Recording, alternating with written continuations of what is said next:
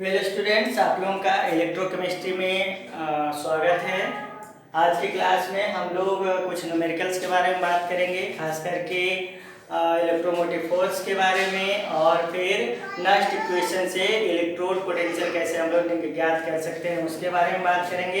तो चलिए स्टूडेंट, हम लोग शुरू करते हैं। आपके बोर्ड पे पहला प्रश्न जो दिया हुआ है उसको पढ़ने की कोशिश कीजिए। लिखा हुआ है सेल कैडमियम से कैडमियम 2+ और कॉपर 2+ से कॉपर के मानक विद्युत वाहक बल की गणना करें। मतलब ये एक सेल दिया हुआ है, उस सेल का स्टैंडर्ड इलेक्ट्रोड पोटेंशियल, या फिर आप ऐसे कह सकते हैं स्टैंडर्ड इलेक्ट्रोमोटिव फोर्स EMF ज्ञात करना है, और सेल अभिक्रिया निर्धारित करनी है कि किस तरह से सेल की अभिक्रिया हो रही है, उसे आपको बताना है। जबकि आपका यहाँ पर कॉपर का इलेक्ट्रोड रिडक्शन इलेक्ट्रोड पोटेंशियल आपका दिया हुआ है, जबकि आपका कैडमियम का रिडक्शन इलेक्ट्रोड पोटेंशियल दिया हुआ है। तो चलिए हम लोग सॉल्यूशन की तरफ चलते हैं। ध्यान दीजिए, अभी सबसे पहला आप यहाँ पे ध्यान दीजिएगा, कैडमियम +2 कॉपर +2 से कॉपर बन रहा है। तो आपको हमने पहले ही बताया था, ये आपका शॉर्ट ब्रिज है। शॉर्ट ब्रिज से लेफ्ट हैंड साइड वाला आपका क्या हो जाएगा, एनोड हो जाएगा, राइट हैंड साइड वाला कैथोड हो जाएगा। ठीक है, मिल गया आपको। और यहाँ पे लिखेंगे electromotive force of the cell, क्या लिखते हैं, EMF। क्या लिखते हैं, standard electrode potential of cathode minus standard electrode potential of anode. Simple सा है। आप देखिए यहाँ पे, देखिए standard electrode potential of cathode क्या दिया हुआ है आपके पास, स्टैंडर्ड इलेक्ट्रोड पोटेंशियल कैथोड का क्या दिया हुआ है, देखिए यहाँ पे आपका दिया हुआ है। आप देखिए कैथोड यहाँ पे ये है, यानी Cu+2 से कॉपर बनना, और इसके EMF का मान आपका दिया हुआ है +0.34 वोल्ट। ठीक है, अब यहाँ से हम लिख रहे हैं स्टैंडर्ड इलेक्ट्रोड पोटेंशियल एनोड का। तो एनोड का स्टैंडर्ड इलेक्ट्रोड पोटेंशियल निकालना है, तो उसके लिए हम लोग बात करेंगे। क्या एनोड कौन सा आपके पास हो जाएगा, कैडमियम। तो क्या दिया हुआ है, Cd2+ से Cd में बदलने के लिए ये जो है -0.403 वोल्ट। देखिए, तो ये तो मिल गया आपके पास दोनों इलेक्ट्रोड का standard reduction potential. Value put कीजिए, EMF निकालिए। EMF E0 cathode minus E0 anode बराबर क्या लिख सकते हैं आप, एनोड कैथोड का मान है +0.34 वोल्ट माइनस, और एनोड का है -0.403 वोल्ट। आप इसको कैलकुलेट कीजिएगा तो कितना आ जाएगा, EMF आप लिखेंगे +0.34 वोल्ट +0.403 वोल्ट, और इसको ऐड कीजिएगा तो कितना हो जाएगा, 3, 4 और 7, यानी 0.743 वोल्ट मिल जाएगा आपको। क्या, EMF। ये तो EMF मिल गया। अब आपको इलेक्ट्रोमोटिव फोर्स के साथ साथ क्या, सेल अभिक्रिया निर्धारित करनी है। तो एट कैथोड आप लिख दीजिए, एट कैथोड कौन सी सेल अभिक्रिया हो रही है, ध्यान दीजिए। तो कैथोड पर सेल अभिक्रिया हो रही है, कॉपर +2 आयन जो है वो 2 इलेक्ट्रॉन लेकर बदल रहे हैं किसमें, कॉपर सॉलिड में। और एनोड पर लिख दीजिए, एट एनोड, एनोड पे किस तरह की प्रतिक्रिया हो रही है, तो यहां से उठाइए, यहां से क्या हो जाएगा, एनोड पे होने वाली प्रतिक्रिया आपको क्या हो जाएगा, Cd जो है वो किस में बदलेगा, Cd+2 में, और साथ में 2 इलेक्ट्रॉन क्या करेगा, मुक्त करेगा। अब दोनों को आप जोड़ दीजिए, 2 इलेक्ट्रॉन से 2 इलेक्ट्रॉन कैंसिल हो गए, यानी Cu+2 प्लस कैडमियम सॉलिड हो गया, इधर आपका कैडमियम +2 और साथ में कॉपर सॉलिड हो गया। ये आपका नेट सेल रिएक्शन हो गया। तो इस आधार पे आप लोग किसी भी रासायनिक अभिक्रिया को प्राप्त कर सकते हैं, या फिर किसी भी सेल का विद्युत वाहक बल यानी इलेक्ट्रोमोटिव फोर्स भी पता कर सकते हैं, और साथ में आप क्या कर सकते हैं, किसी भी सेल का रिएक्शन भी बता सकते हैं कि कैथोड पे किस तरह का रिएक्शन हो रहा है और एनोड पर किस तरह की अभिक्रिया हो रही है। तो चलिए स्टूडेंट इसको नोट डाउन कीजिए, हम लोग अगले प्रश्न पे चलते हैं।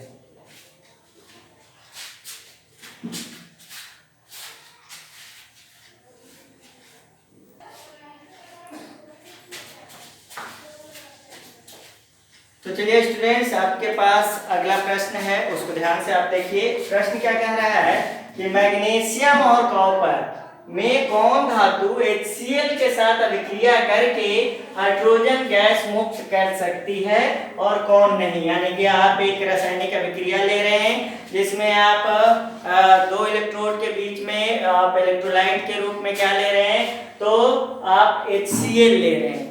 तो HCl की अभिक्रिया जब मैग्नीशियम से कराते हैं या फिर HCl की अभिक्रिया जब कॉपर से कराते हैं, तो कौन सा धातु है वह हाइड्रोजन गैस मुक्त करेगा और कौन सा धातु हाइड्रोजन गैस मुक्त नहीं करेगा, ये कैसे पता कर सकते हैं। तो चलिए इसको हम लोग सॉल्यूशन बनाते हैं इसका। देखिए सबसे पहली बात हम लोग प्रतिक्रिया करवाते हैं मैग्नीशियम के साथ। मैग्नीशियम प्लस HCl, यहाँ पे अभिक्रिया में क्या हो जाएगा, Mg+2 और साथ में क्या हो जाएगा, H2 गैस। अब ये रासायनिक अभिक्रिया संपन्न होगी या नहीं होगी, इसको कैसे लिख सकते हैं हम लोग चाहे तो Mg+2H+, ये बना देगा Mg+2+H2 गैस। ठीक है, अब आप इसको सेल में परिवर्तित कीजिए। कैसे सेल में परिवर्तित कैसे होगा, Mg सॉलिड बदल जाएगा Mg+2 में, ये से आपका सॉल्ट ब्रिज, और यहाँ पर 2H+ जो है आपका वो किस में बदल जाएगा, H2 गैस में। ये आपके पास एक रासायनिक अभिक्रिया दी हुई है। अब इसमें क्या E0 Mg यानी कि E0 सेल का मान आप पता कीजिए। यहाँ से मैग्नीशियम के लिए E0 सेल का मान अगर धनात्मक आएगा तो वह हाइड्रोजन गैस को वो मुक्त करेगा, और अगर Mg का मान यानी इलेक्ट्रोमोटिव फोर्स का मान ऋणात्मक आएगा तो वह हाइड्रोजन गैस को मुक्त नहीं करता है। आपने पढ़ा है। अब ध्यान दीजिए, यहाँ पर E0 सेल बराबर आप क्या लिख सकते हैं, E0 cathode minus E0 anode, आपने पढ़ा है। और ये आपका क्या हो जाएगा, एनोड हो जाएगा, और ये आपका क्या हो जाएगा, कैथोड हो जाएगा। अब देखिए E0 कैथोड, और आपको पता है E0 मैग्नीशियम के सेल का आप पता कर रहे हैं, तो हाइड्रोजन का स्टैंडर्ड हाइड्रोजन इलेक्ट्रोड में हमने स्टैंडर्ड रिडक्शन पोटेंशियल जो प्राप्त किया था, कितना प्राप्त किया था, 0.00। अब माइनस हो जाएगा, आपका दिया हुआ है यहाँ पे देखिए मैग्नीशियम का इलेक्ट्रोड पोटेंशियल कितना दिया हुआ है, -2.37 वोल्ट। तो E0 Mg आपका क्या निकल के आ गया, 0.00 प्लस 2.37 वोल्ट बराबर प्लस 2.37 वोल्ट। इसका मतलब क्या हो गया कि क्योंकि स्टैंडर्ड रिडक्शन पोटेंशियल या अब बात करें इलेक्ट्रोमोटिव फोर्स का मान धनात्मक आ रहा है, तो अतः मैग्नीशियम क्या करेगा, H+ से हाइड्रोजन गैस मुक्त करेगा। ये तो पहली बात होगी। अब चलिए हम लोग किसके लिए यहाँ पे हम लिख देते हैं, EMF का मान धनात्मक होने की वजह से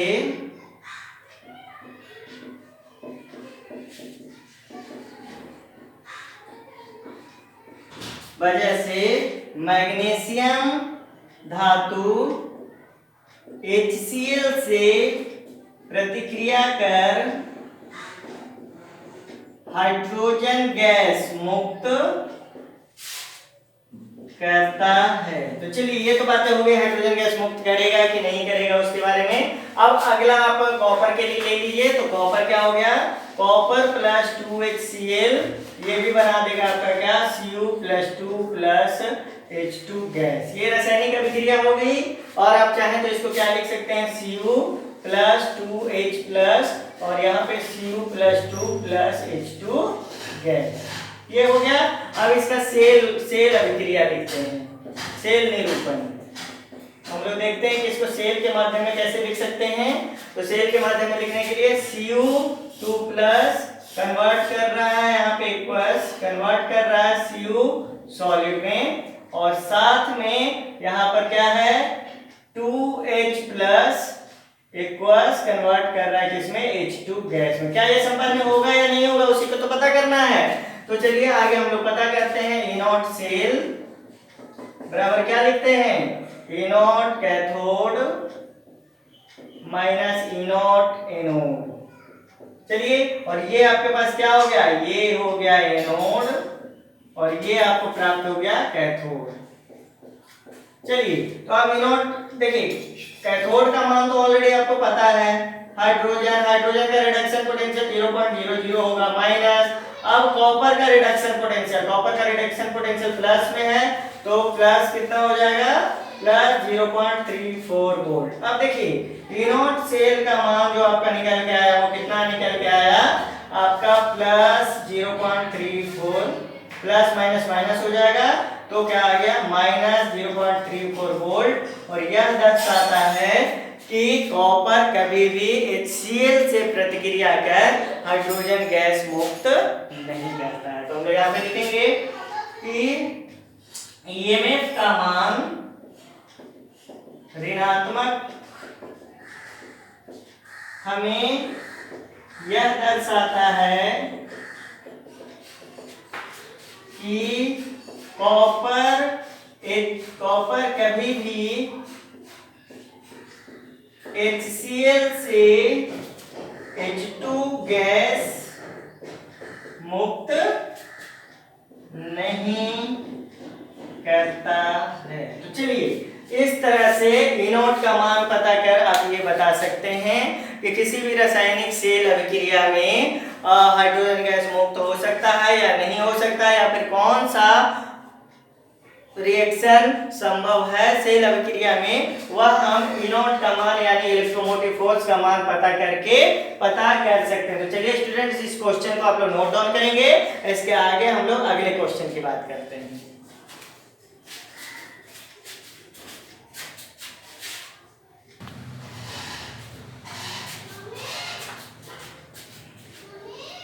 तो चलिए स्टूडेंट्स, अब आपके पास अगला प्रश्न नष्ट इक्वेशन संबंधित है। नष्ट के समीकरण से आप इसको प्राप्त करते हैं, क्योंकि आपको पता है कि नष्ट के समीकरण से हम लोग अर्थ सेल का इलेक्ट्रोड पोटेंशियल पता करते हैं। तो देखिए ध्यान दीजिए, आपके पास एक प्रश्न है, जिंक की एक छड़ को 0.15 मोलर जिंक सल्फेट के विलयन में डुबाने पर उत्पन्न इलेक्ट्रोड विभव का मान ज्ञात करें। कि क्वेश्चन क्या कह रहा है कि आपके पास एक विलयन है किसका, ZnSO4, यहाँ पे ZnSO4 का 0 पॉइंट कितना है 15 मोलर, ZnSO4 का 0.15 मोलर विलयन है।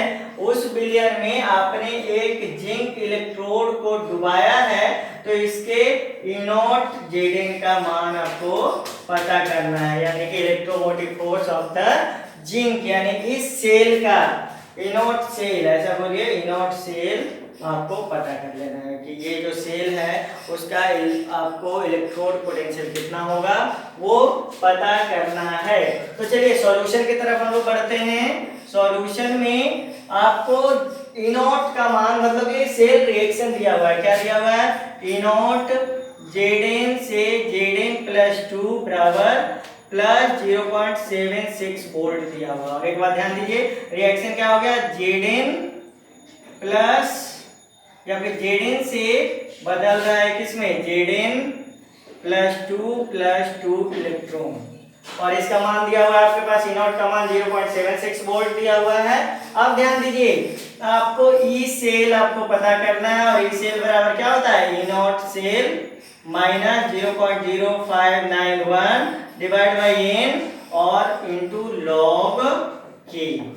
इस रिएक्शन से log k का मान पता कर सकते हैं आप, जहां आप लिखेंगे k बराबर क्या हो जाएगा, Zn+2 डिवाइड बाई Zn, और Zn वेयर यहाँ पे लिखेंगे Zn सॉलिड बराबर a। तो क्या हो जाएगा k का मान, Zn+2 +2। चलिए मिल गया आपको। ई सेल निकलेगा तो क्या निकाल लेंगे, आपको वैल्यू दिया हुआ है ई नॉट सेल का 0.76 माइनस 0.0591 और n बराबर देखिए 2 इलेक्ट्रॉन यहाँ पे आ रहा है, n बराबर क्या आ रहा है 2 इलेक्ट्रॉन, तो यहाँ 2 हो जाएगा और log k का मान आपके पास मिल गया Zn+2।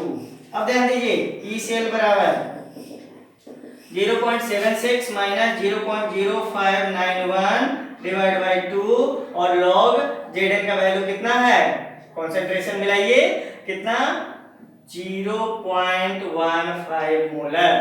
अब देखिए यहाँ पे log 0.15 मोलर का वैल्यू दिया हुआ है, ई सेल बराबर 0.76 माइनस 0.0591 डिवाइड बाई 2 और log 0.15 का वैल्यू वहां पे दिया हुआ है कितना माइनस कितना दिया हुआ है 0.9239। अब इसको आप कैलकुलेट करेंगे तो कैलकुलेट करने पर आपको क्या मिल जाएगा, ई सेल का मान मिल जाएगा। तो आप लोग इसको कैलकुलेट कीजिए और कैलकुलेट करके लाइए, तब फिर हम इसका आपको क्या करेंगे आंसर बताएंगे।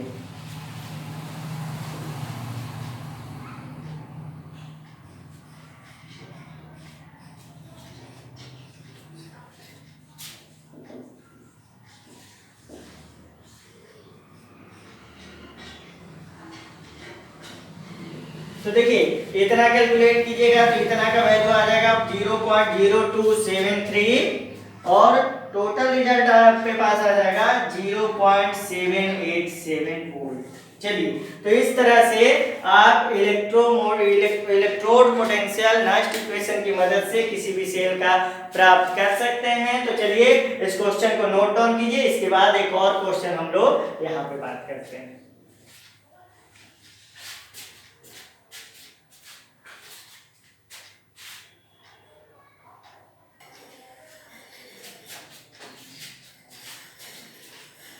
तो चलिए स्टूडेंट आपके पास अगला प्रश्न आपके बोर्ड पर है, ध्यान दीजिए इस बोर्ड क्वेश्चन को। वही आप ध्यान दीजिए, जिंक इलेक्ट्रोड 0.01 मोलर Zn के बिलियन में डुबा दिया गया है। मतलब कि अगर आप यहाँ पे ध्यान दें तो जिंक इलेक्ट्रोड को जिंक सल्फेट के बिलियन में डुबाया गया है, जिसका कि सांद्रण कितना है 0.01 मोलर।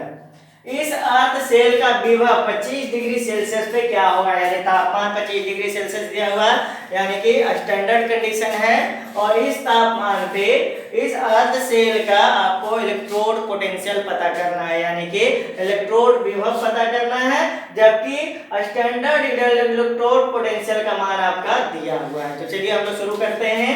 क्वेश्चन क्या है आपका कि आप जिंक इलेक्ट्रोड को डालें, यानी कि ऐसे करें, जिंक जो है वो बदल रहा है Zn+2 और साथ में 2 इलेक्ट्रॉन को मुक्त कर रहा है। अब जिंक बदल रहा है, 2 इलेक्ट्रॉन को यह मुक्त कर रहा है और ये आपका सेल रिएक्शन है। अब ई नॉट सेल का मान आपका दिया हुआ है, ई नॉट Zn का मान आपके पास 0.763 वोल्ट मौजूद है। अब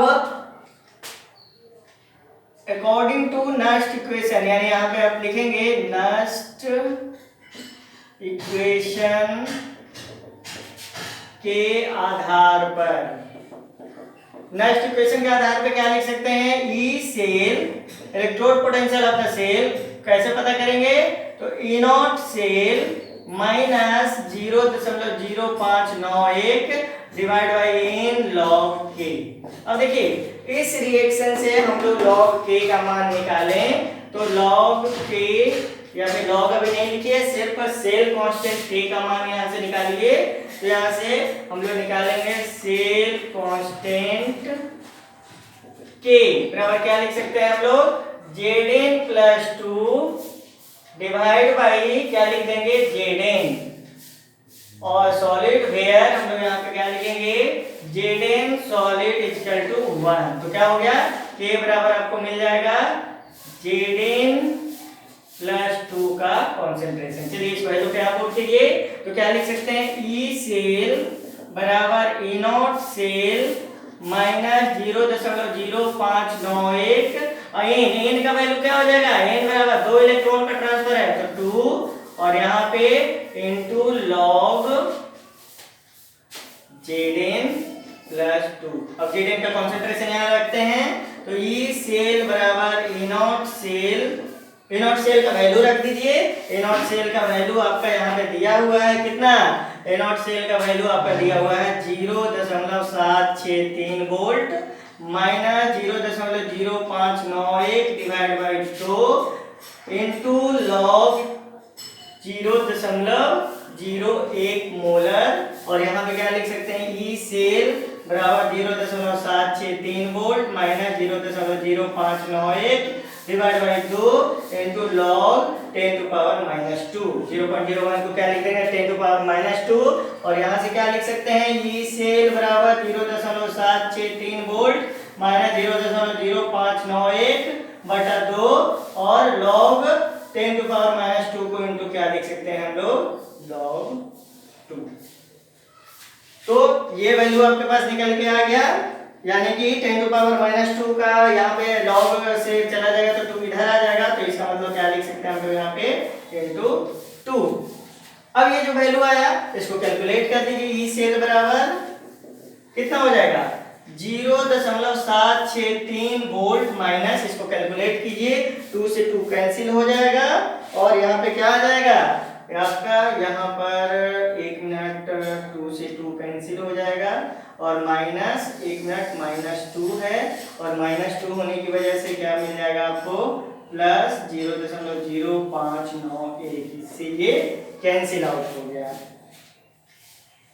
और कैंसिल आउट होने की वजह से ई सेल बराबर क्या हो जाएगा, आप ऐड कर दीजिए, 314 हो गया, 9 9 6 15 का 5 हो गया, हाथ में रहा 1, 5 7 5 12, 1 13 का 3, हाथ में रहा 1 हो गया और 4 अंक के बाद दशमलव हो गया, 0.01354 वोल्ट आपके पास क्या मिल गया, ई सेल मिल गया। इस तरह से स्टूडेंट हम लोग क्या कर सकते हैं कि नेक्स्ट इक्वेशन की मदद से किसी भी सेल का इलेक्ट्रोड पोटेंशियल पता कर सकते हैं। तो ये सारे प्रश्न हैं आपके पास, इन प्रश्नों को आप लोग सॉल्व करने का कोशिश कीजिए। इससे रिलेटेड कुछ और प्रश्न अगर आपके पास होंगे तो आप लोग उसको सॉल्व कीजिए। ऐसे जनरली आपके एग्जामिनेशन में नेक्स्ट इक्वेशन से क्वेश्चन आते हैं। कुछ क्वेश्चन इलेक्ट्रोकेमिस्ट्री में अगर बात करेंगे तो नेक्स्ट इक्वेशन के अलावा आप इलेक्ट्रोमोटिव फोर्स निकालने के लिए आपके पास प्रश्न आएगा।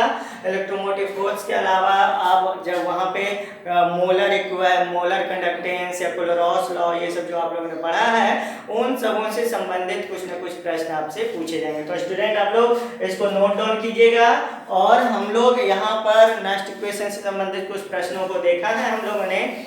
अब हम लोगों को अगला टॉपिक जो हम लोगों के पास है वो है सेल, बैटरी, इलेक्ट्रोकेमिकल सेल, तरह तरह के इलेक्ट्रोकेमिकल सेल। प्राइमरी सेल क्या होता है, सेकेंडरी सेल क्या होता है, लेड स्टोरेज बैटरी क्या होता है, पेंसिल बैटरी जो आप लोग यूज करते हैं, लेग्रांज सेल उसको बोलते हैं, वो क्या होता है, हाइड्रोजन सेल क्या होता है, इन सब चीज़ों के बारे में हम लोगों को बात करनी है। तो हम लोग स्टूडेंट अगले क्लास में सेल के बारे में पढ़ने वाले हैं। तो आप लोग इस न्यूमेरिकल्स पे ध्यान दीजिएगा, बनाने की कोशिश कीजिएगा और अगले क्लास में हम लोग बात करेंगे सेल के बारे में। तो नेक्स्ट टॉपिक आपके पास आने वाला है सेल के बारे में। स्टूडेंट किसी तरह का कोई प्रॉब्लम आपको क्लास रिलेटेड होता है तो आप उससे संबंधित कमेंट कर सकते हैं, कमेंट का रिप्लाई किया जाएगा। और अगर आप नए हैं तो इस चैनल को सब्सक्राइब कर लीजिए ताकि आगे आने वाले जितने भी वीडियोज हैं वो आपको मिलता रहे। Okay students, thanks for watching this video. Good night.